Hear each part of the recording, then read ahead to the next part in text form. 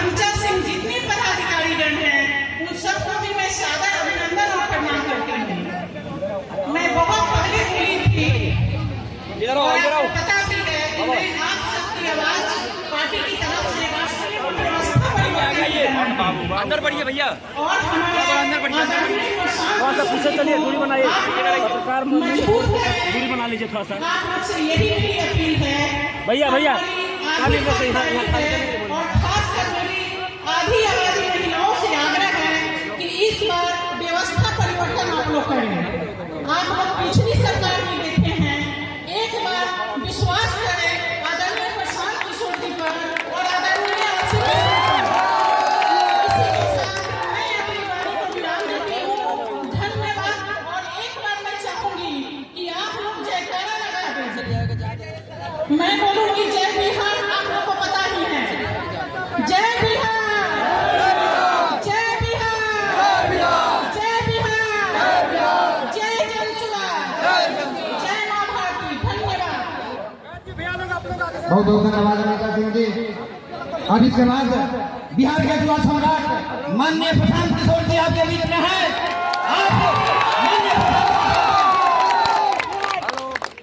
बहुत बहुत धन्यवाद।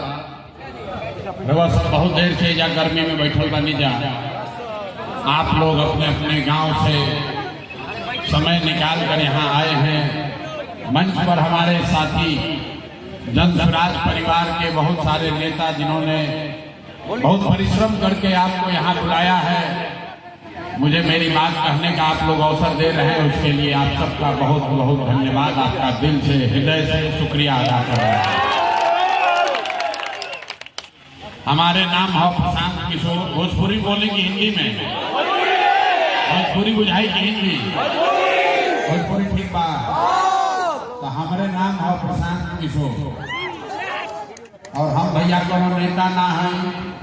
रवा सब बस पर, टेम्पू पर, ऑटो पर बैठ के जाए लगी जा, सबके दिमाग में ये बात बा कि कोई नेता जी है बताइहन कि भैया एगो नया दल बनल बा जनसुराज, ओकर चुनाव चिन्ह स्कूल के बस्ता। सब लोग स्कूल के बस्ता पर वोट दी जा, तब बिहार के सुधार होई।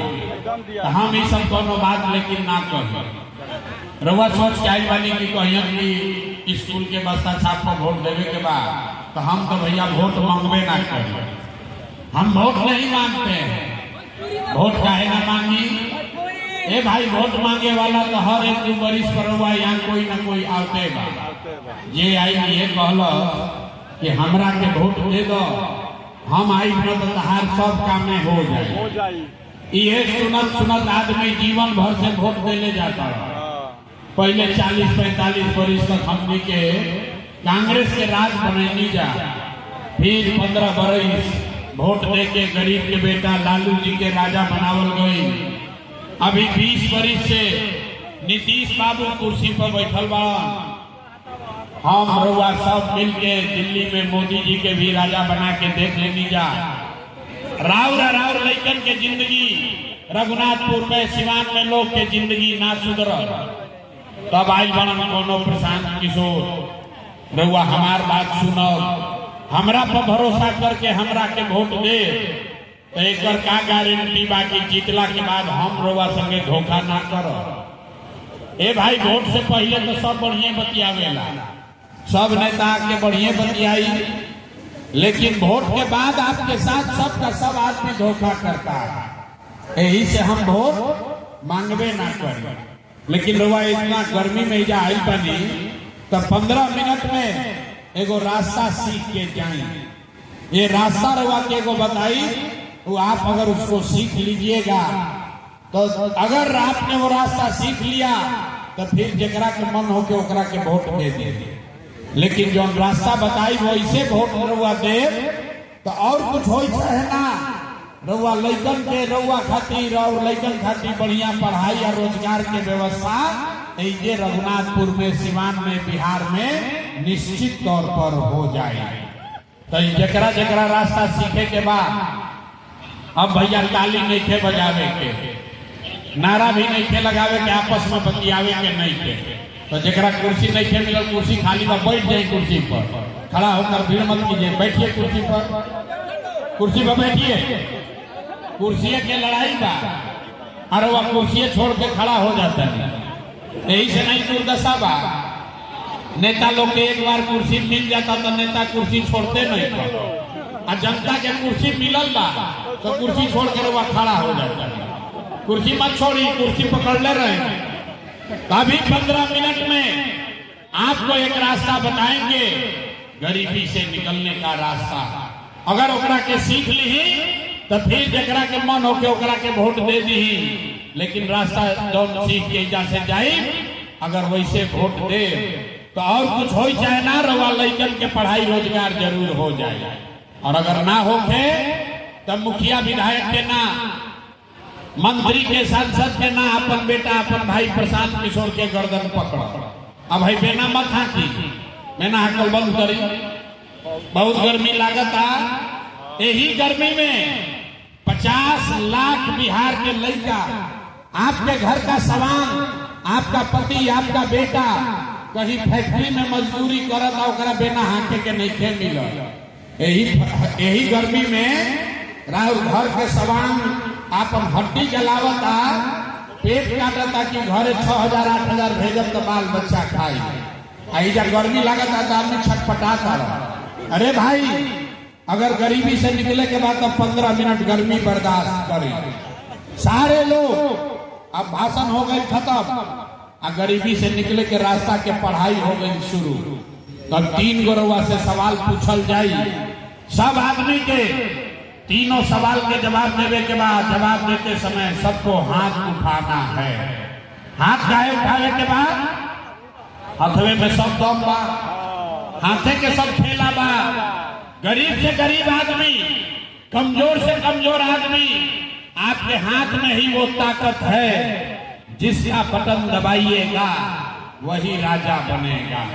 तो सवाल के जवाब हाथ उठा के देने के बाद सब आदमी तनी सोच के एक बार बताई जा, आपके रघुनाथपुर में, आपके गांव पंचायत में और कुछ हो या न हो, सभी के लिए, आपके बच्चों के लिए बढ़िया पढ़ाई रोजगार का व्यवस्था होना चाहिए कि नहीं होना चाहिए? हाथ उठावे के बारे भाई, हाथ उठा कर बोले के बाद पढ़ाई रोजगार की व्यवस्था होके के चाहिए कि ना होके के चाहिए? होके के चाहिए। अरे भाई, रघुनाथपुर के जनता कितना समझदार बा। रउआ अपने चाहे पढ़ल लिखल बानी की अनपढ़, आप हिंदू हैं या मुसलमान, अगड़े हैं या पिछड़े, अमीर हैं या गरीब, महिला है या पुरुष, युवा है या बुजुर्ग, सब लोग कहल हो कि ना भैया पढ़ाई या रोजगार तो हो ही के चाहिए।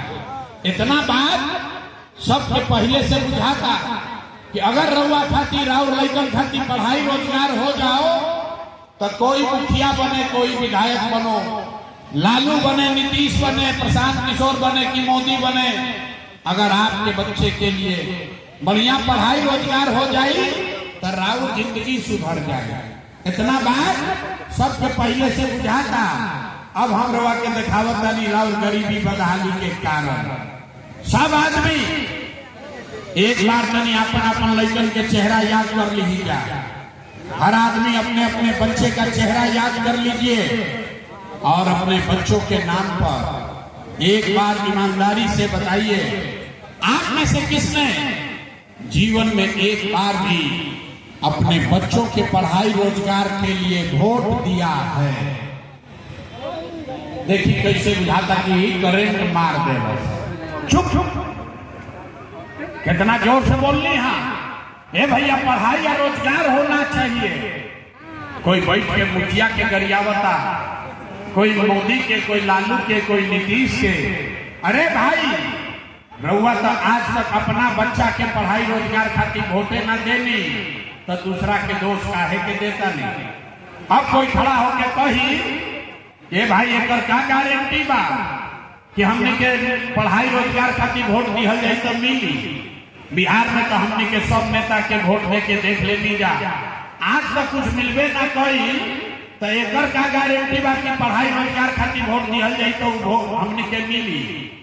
बिल्कुल एक गारंटी बा।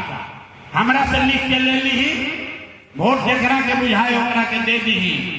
गारंटी हमसे लिख कर लीजिए, आपके बच्चे को पढ़ाई रोजगार मिलेगा ही मिलेगा। हमारा बात पर भरोसा नहीं थे करे के, सब आदमी हमारे बात पर भरोसा नहीं करना है, अपना आंख से देख कर जाना है। जादू देखिए, 2 मिनट में जादू देखिए कि आप वोट किसी को दीजिएगा, आपके बच्चे को पढ़ाई रोजगार कैसे मिलेगा। दूसरा सवाल के जवाब दी, सब आदमी सोच